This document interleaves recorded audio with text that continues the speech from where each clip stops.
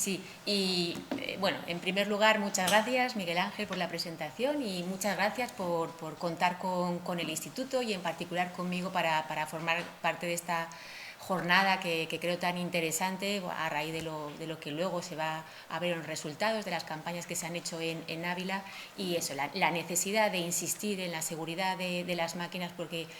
viendo las cifras de siniestralidad provocan aún muchos accidentes. Miguel Ángel, creo que voy a ser muy rápida porque parte de lo que yo tenía preparado, bueno, pues ya ha estado comentando Jorge en su ponencia, entonces voy a intentar recortar todo lo posible para que estemos dentro de la hora.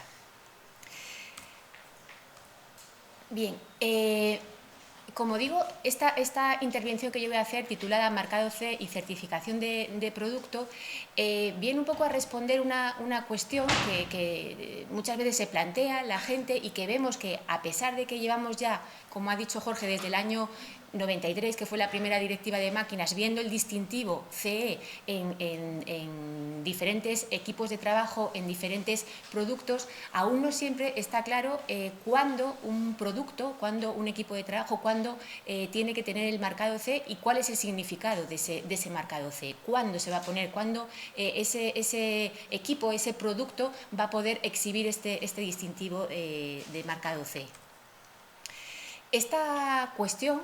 fue una de lo que nos planteamos en la guía técnica de equipos de trabajo, la guía que desarrolla el Real Decreto 1215 de 1997. No sé si todos ustedes están familiarizados con las guías técnicas del Instituto, imagino que sí, pero por si acaso, simplemente para que los que no lo están lo conozcan, las guías técnicas son documentos en el que recogemos criterios para facilitar la aplicación de los reales decretos que desarrollan la Ley de Prevención de Riesgos Laborales. Hay un mandato al Instituto para elaborar las guías técnicas y actualizar estas guías técnicas. Y precisamente en el año 2022 publicamos la actualización de la guía técnica de equipos de trabajo. Esto fue un proceso largo y precisamente Jorge, el ponente anterior, fue el que coordinó toda la actualización de esa guía. Y esta cuestión sobre cuáles son los equipos de trabajo que tienen que tener el marcado C, nos la planteamos cuando estábamos desarrollando, cuando estábamos actualizando el artículo 3 del Real Decreto de 1215, donde se recogen las obligaciones del empresario. Aquí dice que el empresario adoptará las medidas para que los equipos de trabajo que se ponen a disposición de los trabajadores sean adecuados y estén adaptados. Pero además incluye que, en cualquier caso, además de que los equipos de trabajo tienen que pasar por el proceso de evaluación de riesgos y cumplir los requisitos del anexo 1 y el anexo 2, lo que dice es que, en primer lugar, tienen que cumplir disposiciones legales o reglamentarias que les sean de aplicación. Y para dar respuesta a cuáles serían estos equipos de trabajo que requieren que tienen esa obligación de exhibir este marcado CE, yo creo que lo que yo me planteé es partir de la base. ¿Cuáles son los productos seguros y cómo se puede garantizar que un producto es seguro? Entonces, para ello, voy a utilizar un Real Decreto, el 1801 del 2003, que es el que habla sobre la seguridad general de los productos, que además es transposición de una directiva, y simplemente para que lo tengan en consideración, el año pasado se ha publicado un reglamento que deroga la directiva y que a partir de diciembre de este año va a derogar también a este Real Decreto, pero que en esencia estos aspectos que voy a mostrar no ha habido modificaciones. Entonces, nos define que un producto seguro es cualquier producto que, en condiciones de utilización normales o razonablemente previsibles, incluidas las condiciones de duración y si procede de puesta a servicio, instalación y servicio y de mantenimiento, no presenta riesgo alguna o únicamente riesgos mínimos que son compatibles con el uso del producto y considerados admisibles dentro del respeto de un nivel elevado de protección de la salud y seguridad de las personas. Entonces, para que un producto sea seguro, para que un equipo de trabajo sea seguro, para que una máquina sea seguro, tenemos que tener en cuenta esta definición, y lo primero que nos dice es que tiene que ser utilizada en unas condiciones que de alguna manera sean normales o razonablemente previsibles, y que van a ser aquellas condiciones en las que el fabricante ha hecho el diseño de esa máquina y a partir de las cuales garantiza esa seguridad del equipo de la máquina. De manera que si ese equipo, esa máquina, es utilizada en unas condiciones que no han sido ensayadas, no han sido de alguna manera verificadas, no se puede garantizar la seguridad de los equipos, la utilización segura de ese equipo de trabajo. Por tanto, un aspecto importante en el que luego entraremos, importantísimo, y que además también está recogido en uno de los artículos de la Ley de Prevención de Riesgos Laborales, es que el fabricante, luego, como ha habido diferentes actores, diferentes representantes autorizados de los fabricantes, el fabricante o su representante tendrá que facilitar toda la información que recoja precisamente esta información, y el empresario deberá recabar toda esta información para trasladársela luego a los trabajadores, para que conozcan cuáles son las limitaciones, cuáles son las condiciones en las que hay que utilizar ese equipo de trabajo, esa máquina, para poder garantizar esa seguridad y salud. ¿De acuerdo? Bien, por otro lado, tenemos un poco lo que es la definición de producto seguro, lo que es la definición de equipo seguro. Y en este Real Decreto también lo que recoge es cómo podemos garantizar que un producto es seguro. Y lo que nos dice es que se puede considerar en España que un producto que se comercialice es seguro cuando cumple las disposiciones normativas de obligado cumplimiento en España que fijan los requisitos de seguridad y salud. Ha estado antes Jorge comentando, estamos hablando de comercialización, requisitos, seguridad y salud, requisitos esenciales. Por tanto, van a ser, vamos a decir que un producto puede ser seguro, un equipo de trabajo puede ser seguro cuando cumpla las directivas específicas de comercialización que le aplican. Tenemos multitud de equipos de trabajo que están dentro del ámbito de aplicación de directivas de comercialización, y entre ellos tenemos a las máquinas. Por tanto, si tenemos un equipo de trabajo, como puede ser una máquina, como puede ser un equipo que se vaya a utilizar en una atmósfera explosiva, lo primero que tenemos que verificar que ese equipo dispone de marcado CE, pero un marcado CE que no es únicamente que exhiba un distintivo esa máquina, sino que venga acompañado de una serie de información, de documentación que nos va a permitir verificar que ha pasado por todo esto que ha estado comentando Jorge, que ha pasado por un proceso de diseño en el que se han contemplado requisitos esenciales, que se han puesto soluciones para controlar los peligros de esa máquina, y que además dispone de un expediente técnico donde se justifica cómo de alguna manera se identifican los peligros y se solucionan esos peligros para que pueda ser utilizado esa máquina en condiciones de seguridad, y que además dispone de la información para que una vez que esa máquina se ponga a disposición de los trabajadores pueda ser utilizada en condiciones de seguridad. Sin entrar en muchos detalles, porque ya aquí Jorge ha explicado, la directiva actual de aplicación que se verá modificada, o sea, que se derogará a partir, vamos a decir, de manera efectiva a partir del 2027 con el reglamento, recoge requisitos esenciales y recoge los procedimientos de evaluación. Sabemos, como ha dicho Jorge, los requisitos esenciales son, vamos a decir que son los resultados que se pretenden alcanzar, los peligros a los que se hará frente para garantizar que ese equipo de trabajo, que esa máquina es segura. Y el cómo alcanzar esas soluciones técnicas, esas especificaciones técnicas van a venir recogidas en las normas armonizadas. Sin entrar en detalles de lo que es la norma armonizada, que ya ha explicado Jorge,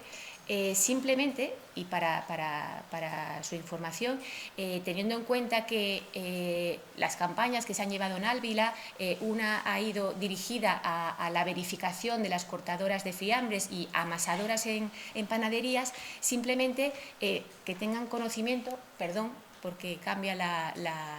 y se tapa ya alguna cosilla de la presentación por el formato, disculpad.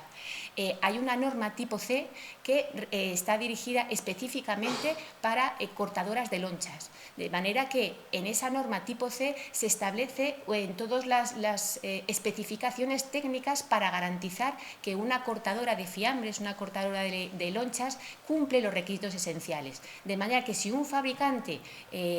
justifica o declara que ha cumplido los requisitos que están establecidos en esta norma, vamos a poder decir que cumple los requisitos esenciales que están recogidos en la Directiva de Máquinas. Como ejemplo, aquí uno de los requisitos esenciales que recoge la directiva en relación con las medidas para el control de los riesgos, de los peligros mecánicos, es el requisito relacionado con los riesgos debidos a superficies, aristas o ángulos. Aquí lo que nos dice el requisito esencial es que los elementos de la máquina que sean accesibles no presentarán, en la medida que lo permita su función, ni aristas, ni ángulos pronunciados, ni superficies rugosas que puedan producir lesiones. Entonces, en este caso,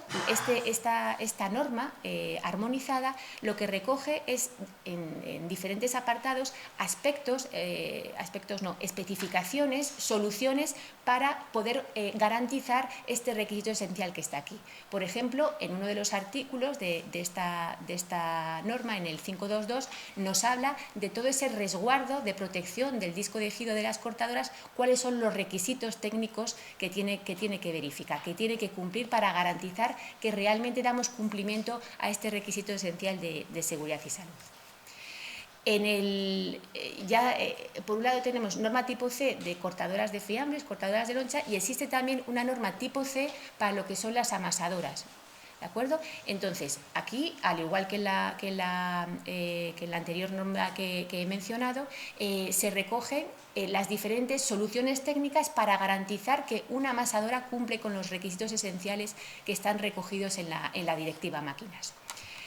Estas normas están dirigidas a fabricantes, a quien diseña la máquina, pero en algunos casos pueden ser interesantes conocerlas de cara a evaluar nuestras máquinas, porque nos están recogiendo ahí los diferentes riesgos que de alguna manera existen en esa máquina y las soluciones que están aportando. Entonces, es interesante en algunos casos, cuando detectamos ciertos aspectos que consideramos que no son adecuados en esa máquina, en ese equipo, el poder consultar estas normas tipo C. Como ha dicho Jorge también,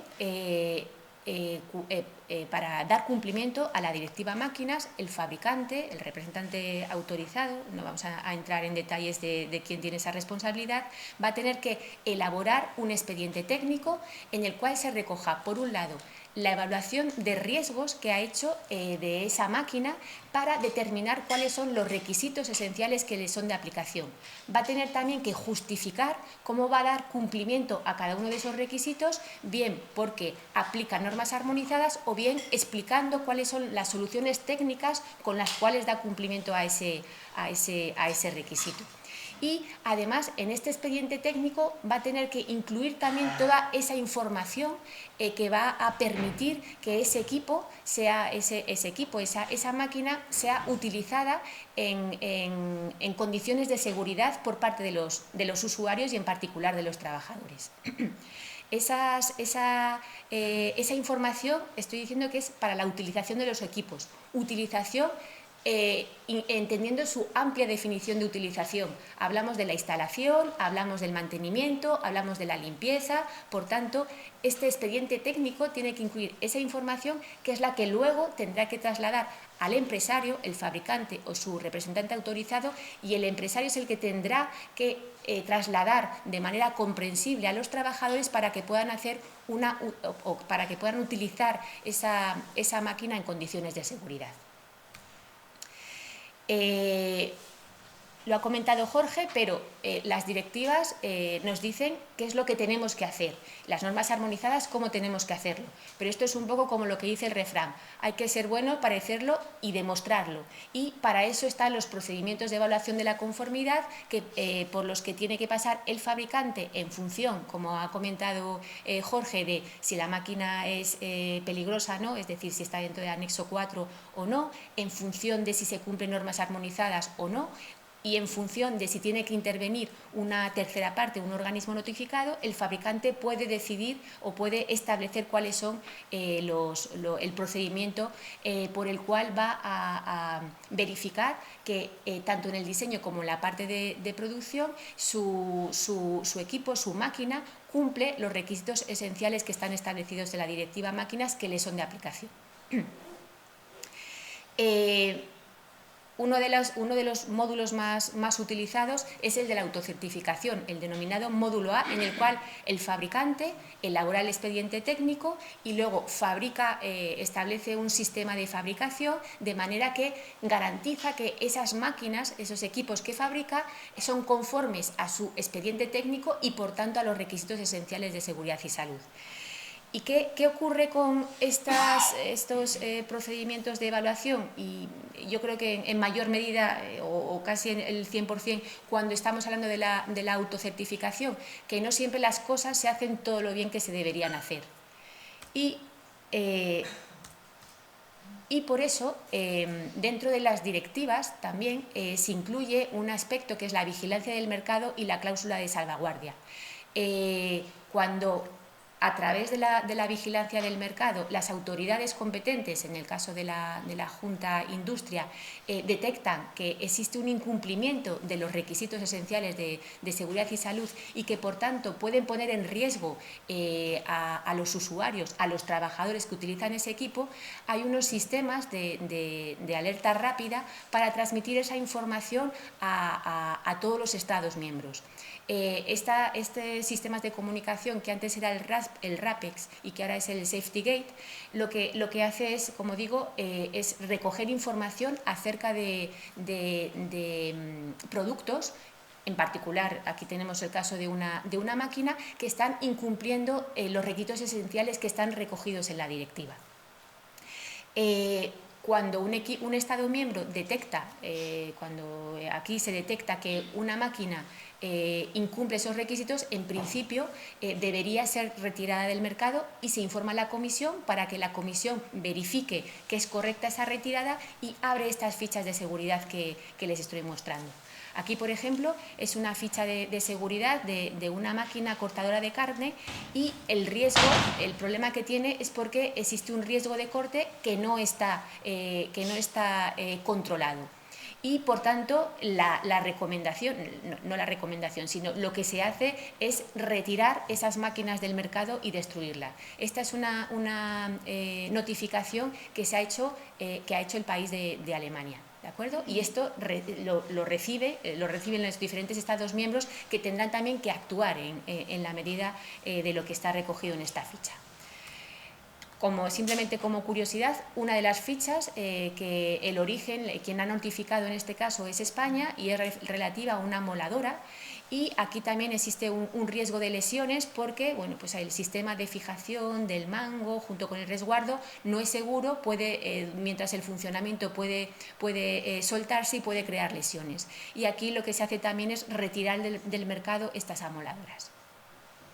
¿De acuerdo? Por tanto, tenemos requisitos esenciales que tiene que cumplir el fabricante, tiene que pasar por el procedimiento de evaluación y, una vez que ha justificado que a través del expediente técnico y de los controles, ensayos, verificaciones, que su máquina cumple los requisitos esenciales, la puede poner en el mercado junto con declaración CE de conformidad, donde va a recoger la información del fabricante, de la máquina y de las normas armonizadas que haya podido aplicar. ¿De acuerdo? En caso de que intervenga un organismo notificado, una tercera parte en ese proceso de evaluación, tiene que estar identificado también en esa declaración de conformidad mediante un número que representa al organismo notificado.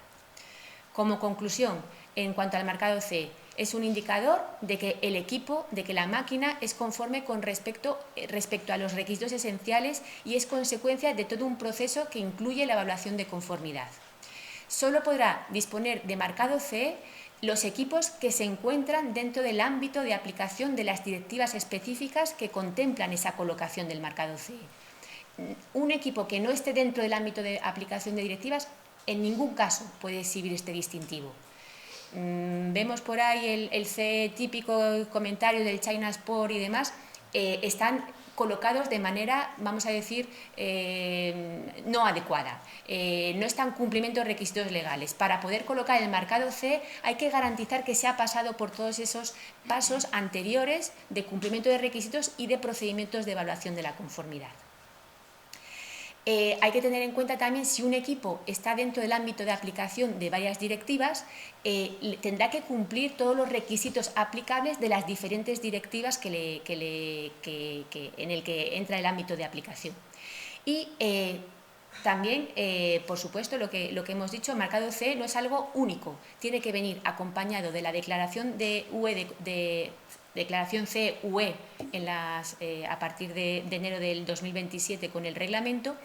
y además tendrá que venir acompañado de la información del fabricante, manual de instrucciones, manual de usuario, esa información que va a decirnos en qué condiciones se puede utilizar ese equipo, esa máquina, para que el fabricante garantice esa seguridad del equipo. Y, por último, simplemente mencionar que el marcado CE únicamente lo puede colocar el fabricante o el representante autorizado siempre que haya pasado por todos esos procesos que hemos visto.